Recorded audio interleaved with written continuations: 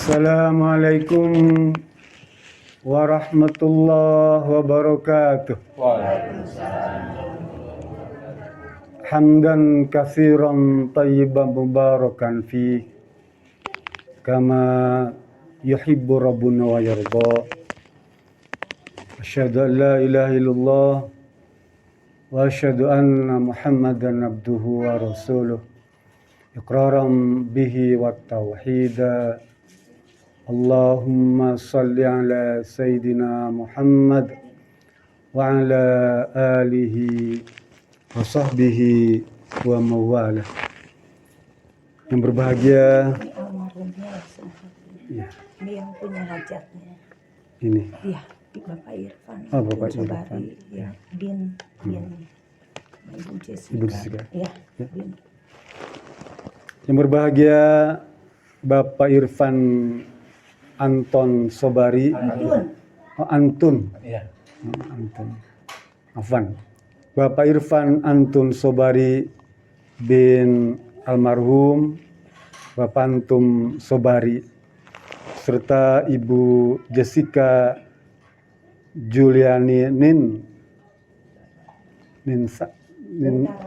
Mintaraja Mintaraga binti Lunggi Wijaya yang pada siang hari ini menghadirkan kita dalam acara Tasyakur bin Nikmah. Tentu saja pertama-tama saya mohon maaf, sebenarnya saya berkeinginan hati untuk menyampaikan tausiah ini dalam bahasa Sunda. Tapi saya khawatir salah di dalam menggunakan kata dan keliru menempatkan kalimat menggunakan bahasa Sunda, sehingga akan mengurangi penghormatan saya terhadap budaya Sunda. Karena bahasa Sunda yang saya pahami atau yang saya praktekkan itu agak kasar, Bu. Saya dari Banten. Jadi kalau Ibu dengar Banten mesti bahasa Sundanya kasar gitu ya. Sehingga saya mohon maaf, sehingga saya memilih menggunakan bahasa Indonesia saja. Karena saya juga merasa sebagai orang Indonesia. Tapi ya Afwan mohon maaf ya. Tentu saja sepatutnya kita harus selalu bersyukur kepada Allah Subhanahu wa taala yang telah memberikan begitu banyak karunia dan nikmat yang dilimpahkan kepada kita sekian. Sampai saking banyaknya nikmat itu, kata Allah Subhanahu wa taala dalam surat Al-Kahfi ayat 34 itu, wa in ta'uddu nikmatallahi la tuhsuha. Kalau kalian punya keinginan untuk menghitung nikmat-nikmatku, maka kalian tidak akan sanggup menghitungnya. Bahkan mungkin kalau kita punya catatan komputer yang berapa ribu giga pun, ya, untuk menghitung nikmat Allah itu tidak akan cukup. Para ulama atau Sayyidina Ali menceritakan tentang perumpamaan bagaimana nikmat Allah yang begitu banyak itu. Kalau kita tulis misalnya nikmat Allah itu, kalau air lautan samudera itu dijadikan tinta, lalu seluruh kayu, daun itu dijadikan pensil dan kertas, maka nikmat Allah itu ya tidak akan semua tercatat, Bu. Sementara tinta air laut itu sudah habis. Saking banyaknya, Bu. Ya. Hari ini kita sama-sama berkumpul di sini dalam rangka menjadi saksi bahwa Bapak Irfan Antum Sobari menyatakan bersyukur pada Allah Subhanahu wa taala atas karunia yang Allah berikan kepada beliau. Karena memang tidak semua kenikmatan itu diberikan kepada seluruh hambanya. Ya, nanti Ibu atau Bapak-bapak buka di dalam surat Al-Anbiya ayat 71 tuh ya. Allah berfirman, "Unzur kaifa faddalna ba'dukum ala ba'din. Allah suruh kita perhatikan. Unzur, coba kamu perhatikan. Kamu tengok bagaimana aku punya cara tuh, ya, untuk meninggikan sebagian orang, ya, dengan berbagai nikmat di antara orang-orang yang lain yang belum mendapatkan nikmat. Nikmat itu kan banyak macam-macam. Allah suruh lihat tuh, bagaimana kekuasaan Allah itu bisa mengangkat derajat orang tuh, Bu, dari sisi nikmat tuh, dan tidak diberikan kepada orang lain. Artinya apa? Bapak Irfan Antum Sobari adalah orang yang dipilih oleh Allah Subhanahu wa taala untuk menerima karunia dan nikmat yang hari ini kita sama-sama saksikan.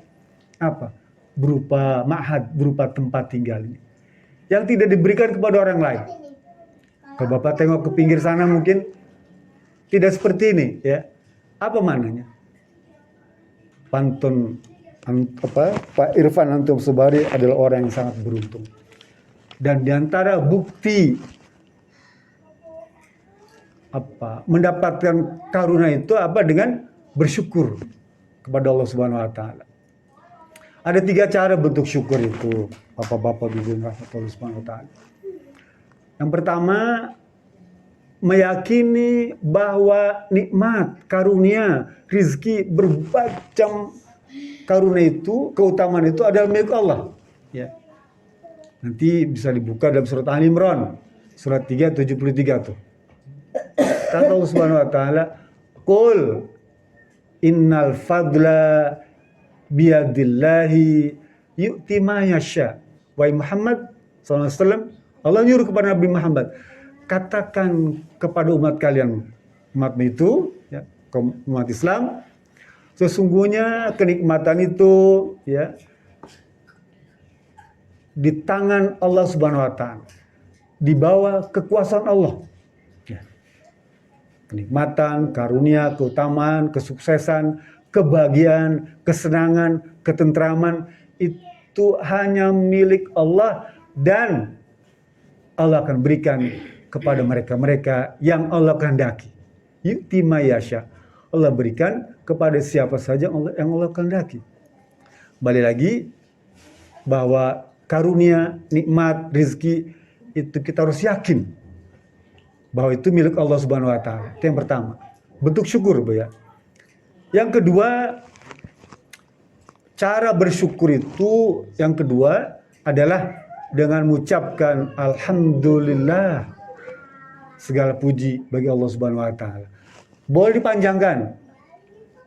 Ucapkan subhanallah, alhamdulillah, wala ilaha illallah, wallahu akbar, wala haula wala quwata illa billahil aliyyil azim. Itu bukti bahwa kita telah bersyukur pada Allah Subhanahu wa taala. Ya. Yang pertama, meyakini bahwa nikmat itu dari Allah. Yang kedua, meyakini, mengucapkan alhamdulillah. Dan yang ketiga, ya, melaksanakan segala macam perintahnya yang kita mampu. Ya. Perintah Allah Subhanahu wa taala laksanakan. Dulu Nabi Muhammad SAW itu sholat malam sampai kakinya bengkak-bengkak, sampai istrinya tanya, "Wahai suamiku, bukankah kau ini orang yang sudah dimaksum, ya, sudah dijaga aktivitasnya itu?" Artinya apa? Dia adalah orang yang sudah mendapatkan ampunan dosa masa lalunya, mungkin masa kininya, dan masa yang akan datang. Artinya tidak ada kesalahan bagi dia. Untuk apa dia berpayah-payah, ya, sholat sampai kakinya bengkak-bengkak, ya. Apa dia Rasul bilang? Afalakun abdan syakuro. Apa enggak boleh saya ini jadi orang yang bersyukur pada Allah? Maknanya sholat sunnah malam itu bukti tanda dia bersyukur.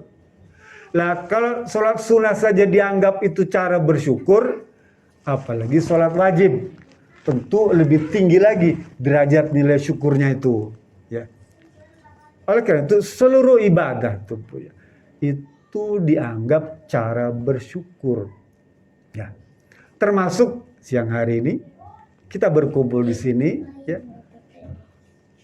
Bisa silaturahim bersama anggota keluarga, kerabat, sahabat, sejawat, itu semua adalah merupakan bukti syukur kepada Allah Subhanahu wa taala.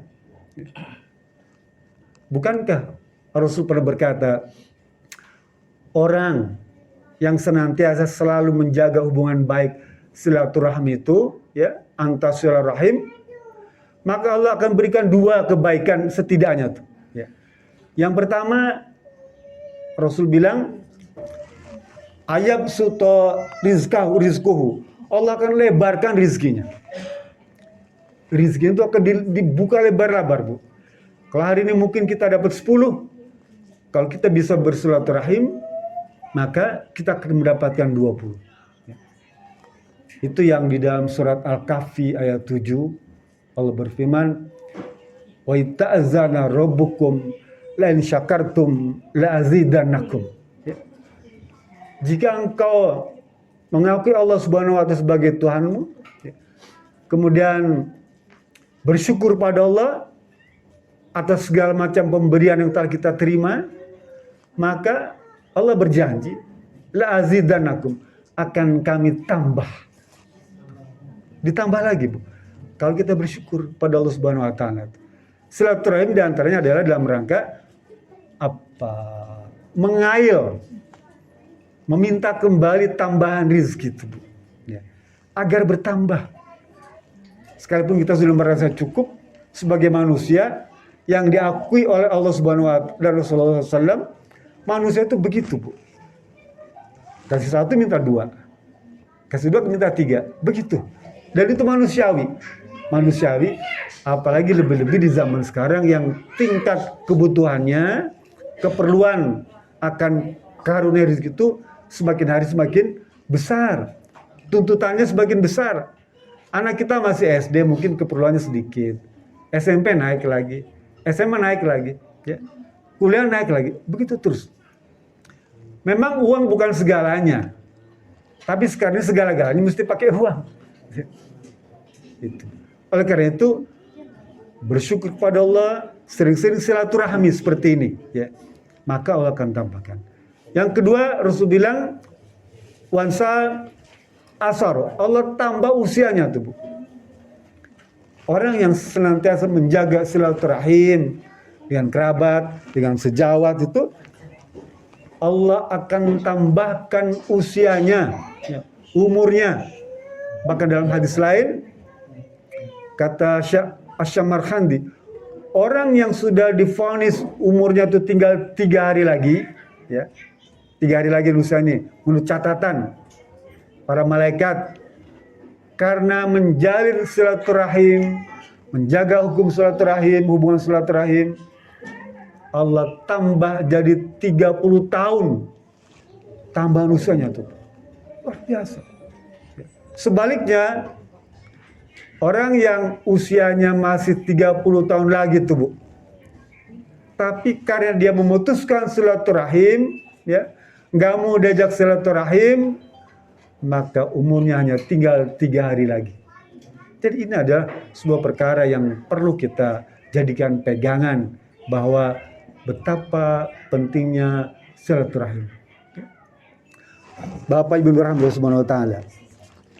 Kemudian Rasulullah SAW ajarkan kepada kita bagaimana kita menempati rumah baru itu. Sayyidina Ali dalam hadis riwayat Imam As-Sakir, dia berkata, Rasul berkata, iddakhiru libuyutikum nasibam minal Qur'an. Hendaklah kalian gelorakan, kumandangkan, suarakan, atau bahasa Sunda hariring, ya, nasibam minal Qur'an. Bacakan di rumah itu Al-Quran, ya. Kita disuruh oleh Rasulullah SAW agar senantiasa bersenandung dengan Quran di rumah, ya. Baca Quran itu baik, Bu. Ya mungkin sekarang kalau kita tidak hafal, boleh bantu dengan handphone, ya, untuk membimbing kita baca Qurannya agar benar, gitu ya. Kita boleh sambil ikut di handphone kita atau di kaset, di flash disk itu baca Quran, ya. Mungkin kalau misalnya nggak usah seluruh waktu, sebagian saja boleh. Ya, saya kadang-kadang kalau pulang ke rumah habis ngajar itu, ya, apalagi misalnya malam Senin, malam Jumat itu, ya, itu kan hari-hari baik Pak ya, hari baik untuk bersama keluarga tuh. Biasanya istri saya kalau malam Senin, malam Jumat itu ya ngasih tanda Bu. Kalau saya batuk sekali, ya mesti minta teh manis Bu. Sekali, istri kasih teh manis. Tapi kalau batuk 2 kali, istri kasih saya kopi pahit. Nah, kopi pahit. Tapi kalau batuk 3 kali, mesti ngajak ke kamar gitu ya. Itu kasih kode. Rumah tangga sudah lama Bu. Saya udah 63 tahun usia Bu. Ya, jadi begitu. Suatu ketika batuk 3 kali itu pulang ngajar malam Jumat tuh datang istri saya, Mas atau Pak, anak-anak belum tidur. Ya sudah, ya karena belum tidur kan nggak enak juga ya, masih pada nonton TV kan. Nah merasa sebagai seorang ustadz, ya menunggu dia kan pekerjaan yang membosankan Pak ya, bosan menunggu nih, kesel menunggu nih. Ya. Merasa jadi ustadz mengisi kebosanan baca Quran gitu ya. Ambil Quran kan itu ya, baca Quran. Saya baca Quran tuh sambil menunggu tuh ya. Baca Quran saya. Makasih akhirnya. Oh, makasih Bu. Ya. Karena merasa jadi ustaz menunggu tuh kesel. Ya, saya isi baca Quran, sambil Quran saya baca. A'udzu billahi minasyaitonir rajim. Istri saya datang. Wah, udah pada tidur. Shadaqallahul azim. Cepet-cepet kan. Ini kan bukti bersyukur juga Bu ya. Jadi bersama istri pun itu kan ibadah. Ya. Rumah tangga nih Bu, kalau kita praktekkan, dia jadi ibadah. Bahkan separuh urusan agama itu selesai ya, dengan rumah tangga. Kembali. Kata Allah SAW, iddakhiru libuyutikum nasibam minal Qur'an. Hendaklah kalian gelorakan di rumah itu dengan membaca Quran. Ya. Kenapa mesti begitu? Rasul bilang, anasa ala ahlihi. Karena orang ataupun keluarga yang rumahnya selalu dibacakan Quran, maka anasa ala ahli. Keluarga itu menjadi keluarga yang baik. Keluarga tadi, suami, istri, anak-anak, cucunya itu jadi keluarga yang baik. Ya. Keluarga yang mungkin dalam bahasa rumah tangga itu keluarga yang sakinah, mawaddah warahmah. Itu dibangun dengan baca Quran. Biasakan di rumah tuh. Ya, mungkin kalau misalnya karena sibuk pulang kerja terlalu malam, bisa sholat subuh. Dan nggak perlu banyak, ya. Nggak perlu banyak, bisa 1 ayat, cukup 2 ayat, 3 ayat, 5 ayat, 10 ayat, atau 1 halaman, ya. Satu lembar itu 1 halaman boleh. Itu pun udah cukup. Kalau nggak bisa ditahsin, ya baca saja boleh. Masih belum bisa baca dalam hati boleh, ya baca Quran. Ya. Dikumandangkan lebih baik. Kenapa? Karena tadi Bu, Allah akan berikan kebaikan dalam rumah tangga itu. Kemudian Rasul bilang, keluarga itu akan memberikan manfaat bagi warga sekitar.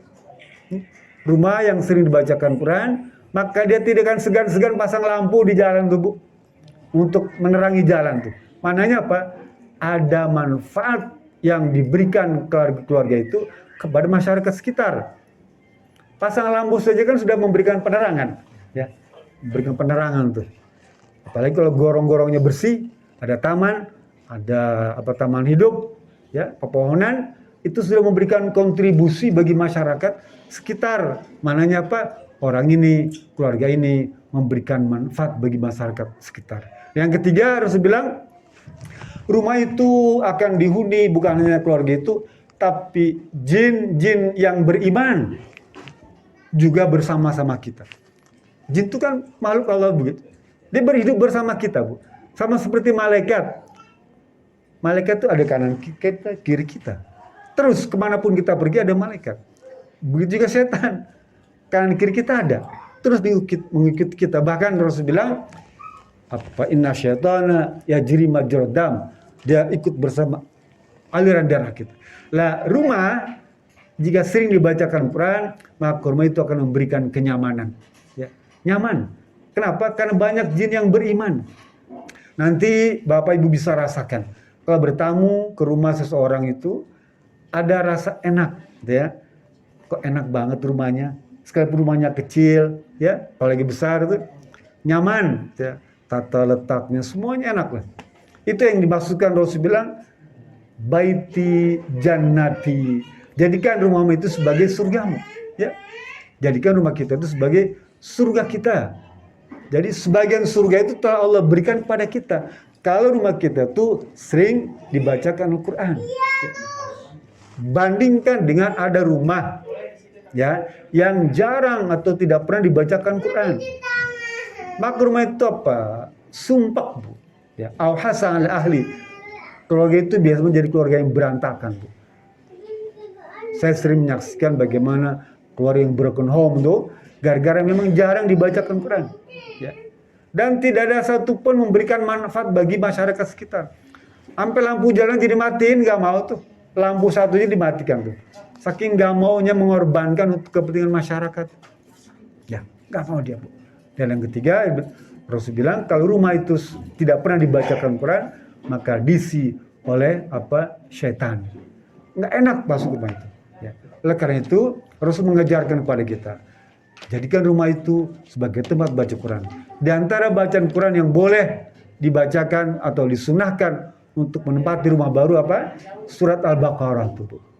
Nah, baca, nggak usah semualah. Awalnya, tengahnya, atau akhirnya cukup ya. Nanti kita bareng-bareng baca surat Al-Baqarah itu, membantu. Mudah-mudahan saja ya Allah kemudian memberikan karunia berupa apa? Berupa janji Rasulullah SAW bahwa rumah yang dibacakan Al-Quran, termasuk surat Al-Baqarah itu, dia akan dijauhkan dari perkara-perkara yang merusak keimanan kita.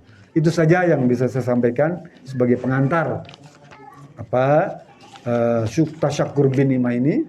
Dan selanjutnya Ibu Jessica Juliani Mintaraga binti Lunggi Wijaya memohon pada hadirin semua untuk sekali juga mendoakan almarhum Bapak Antun Sobari dan almarhum Ibu Aminah, almarhum Bapak Eko Sasi dan Ibu Mimin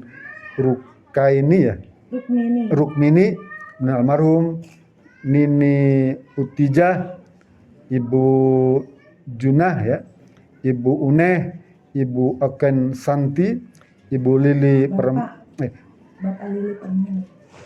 Bapak Lili Permana dan Ari Yusuf ya. Aki Yusuf ya. Itu permohonan dari Ibu Jessica. Jadi semoga keikhlasan, keridhaan ibu semua untuk nanti bareng-bareng kita membacakan Quran ya. Falak Binas dan beberapa Al-Baqarah, dan nanti akan saya tutup dengan doa. Saya minta keikhlasan, kebesaran hati Bapak semua agar doa kita dikabulkan oleh Allah Subhanahu wa taala. Ala hadhihi niyyah wa kulli natin salihah wa ila habibina wa syafiina wa karimina maulana Sayyidina Muhammad sallallahu alaihi wasallam, khususan Bapak Irfan Antun. Khususan Bapak Antun. Iya, Bapak Antun. Bapak Irfan. Ini Bapak Irfan Antun Sobari bin almarhum Antun Sobari, Ibu Jessica Juliani Mintaraga binti Lunggi Wijaya, mobil khusus almarhum Bapak Antun Sobari, Ibu Aminah, almarhum Bapak Eko Sasi, Ibu Mimin Rukmini, almarhum Nini Utijah, Ibu Junah, Ibu Uneh, Ibu Oken Santi, Bapak Lili Permana, Bapak Ari Yusuf. Al-Fatihah. A'udzu billahi minasy syaithanir rajim. Bismillahirrahmanirrahim. Alhamdulillahi rabbil alamin.